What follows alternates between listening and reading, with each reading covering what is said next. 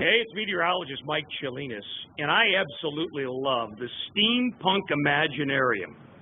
My man Doc Phineas is one of my favorite guys in the whole wide world, and it's in the store at Antique Traders on Decatur. And you see the old Texaco gas pump right here. It's right there in the front door when you go in, and we're going to go inside. And we're going to see some of the really, really cool stuff that they have in here. And I love this old graphophone. Look at that. Isn't that cool? Go right in for a close-up. Ladies and gentlemen, boys and girls, steampunk actually is a literary subgenre of a subgenre.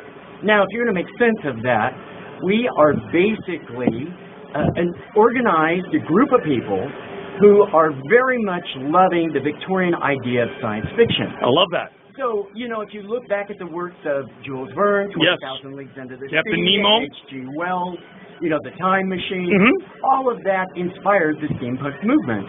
And in the 1980s, like roughly around 1987, one of our authors, K.W. Jeter, who was writing in that same kind of, you know, format like Jules Verne, that same idea, Victorian science fiction, new ideas, and steam technology, they asked him, well, what do you call this literary genre that you're writing in? And he said, well, I don't know, I guess steampunk.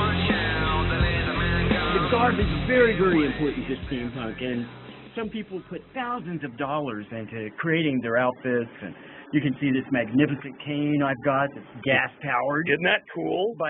Designed by Dr. Brassy Steamington, and we have these amazing makers making the coolest stuff. And wingtips. Everywhere I go, you know, these young people are coming up to me, oh, I really like what you're wearing, and I think it's great.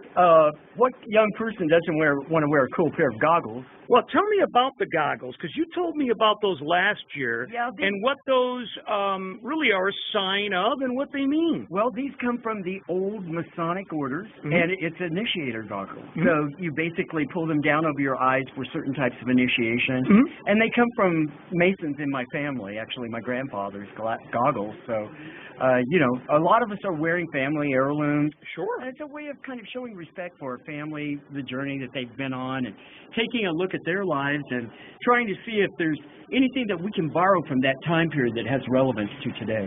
And we're into vintage. You're inventors. Inventors, but kind of into vintage things. You know? Yeah, of course. Yeah, very cool. Yeah, we're looking. So you would kind of refurbish things. Yeah. From one thing, let's say a toaster, into a time-traveling machine or something like that. Absolutely. We're always looking for weird things that we can kind of tinker with. Well, I mentioned before, I do love a good fez. Nothing better than a fez, and there's really nothing better than an authentic fez. I mean, this isn't something you're going to pick up at the dime store, folks. Well, I'm dating myself. We don't have dime stores anymore. We do have the dollar store, though, you know. But look what I found underneath here. Steamathon to the Empire, Las Vegas, January 29th to January 31st, 2006, coming up. Doc, tell us. Yes, sir. Boy, we have one of the best steampunk conventions anywhere on the planet, right here in Las Vegas at the beautiful old Main Street station. And that's downtown, very near, Fremont Street. And it's an old Victorian hotel filled with Victorian antiques. My friend Doug Frank will be there. I'll be there. I'll be there. We're going to have Mike there. And we have some really great bands, the Velveteen Band, Montague Jacques Fromage. And this year we're emphasizing the Empire. So we're taking a look at the British Empire and its relationship to steampunk. Real quick, Doc, where can people get a hold of you?